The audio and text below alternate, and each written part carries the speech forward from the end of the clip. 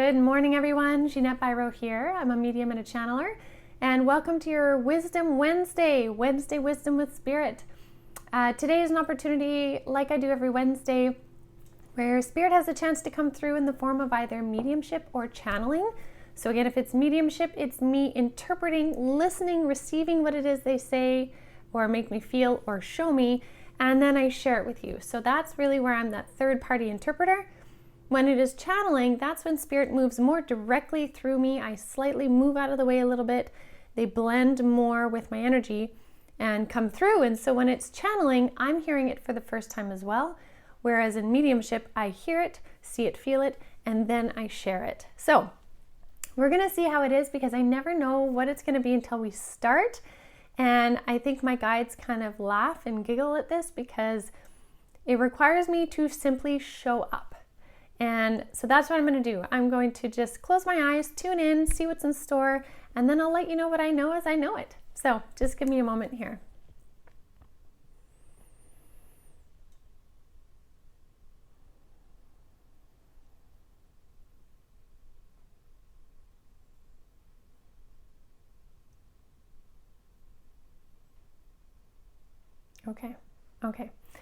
Okay. So this is going to come through in the form of mediumship.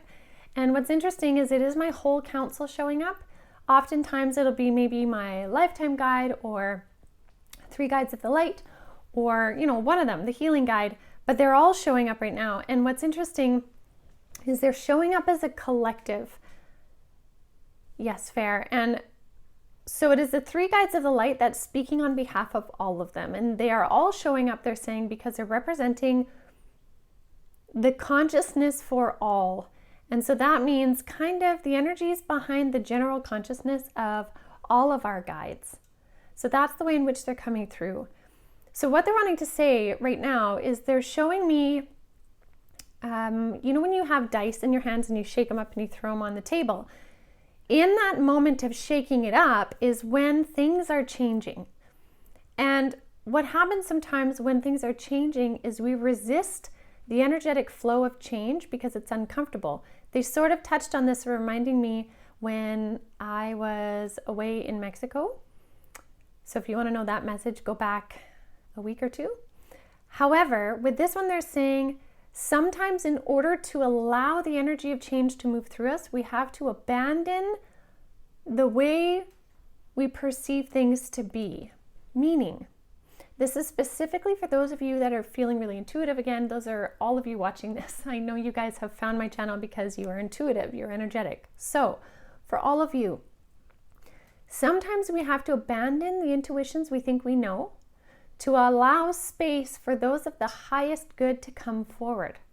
So what that means is sometimes when we're going through change and we feel that this change is going to lead to this specific thing, and the way in which this specific thing is going to happen is it's going to be A, B, C, and D. And we've predetermined in our mind what A, B, C, and D is.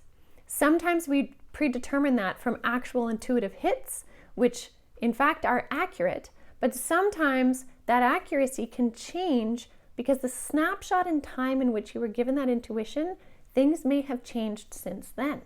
It doesn't mean your end goal is going to change, but the pathway to it could change. Another thing, though, is sometimes that A, B, C, and D are figments of our conscious mind trying to fill in the blanks of how.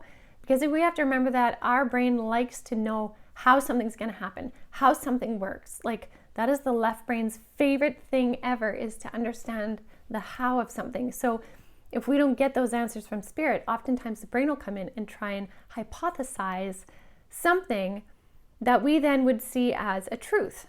Now, it may be accurate, but it might not be the truth. So in the journey of this change from one point to another, hold true to your desired outcome, but be willing to abandon the way in which you think it should unfold.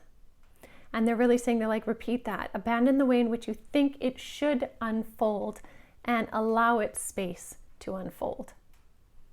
Okay, so I hope that helps a little bit. And I think that's a beautiful thing right now because there are so many things changing right now. And I can see this with clients, with friends, with family. Things are changing. Not all of those changes are bad either. But there's this big shift energy at play in so many people right now, and that can be daunting, it can be exciting. But when we hold too tight to the ways in which it should unfold, we block the beautiful magic that can come in and really allow it to unfold with grace and ease. When we try and fight the flow of water, it doesn't work very well. Whereas if we stand back and allow the water to flow, it can be beautiful. So, something to consider. I hope that really helps all of you to kind of open your energies to the changes, but also know that you are safe and you are okay to step back and allow them to unfold. One other thing I want to say too, they're saying one other way to look at this is when we hold ourselves in the position of the flower or the rose. When the rose knows it's time for pollination, it doesn't go seeking out the methods of that. It stays there and it knows that energy is going to come to it. So it trusts in the forces that bring the bees forward, that brings the different animals and insects forward to allow that to happen. So essentially they're saying, like, be like the rose and be like the flower and attract the energies to you of your end goal without being controlling of the method and the how. Be the attractor. So I'll leave that all with you. I hope that helps. I hope you have a beautiful day, and I so look forward to seeing all of you tomorrow. Have a wonderful day.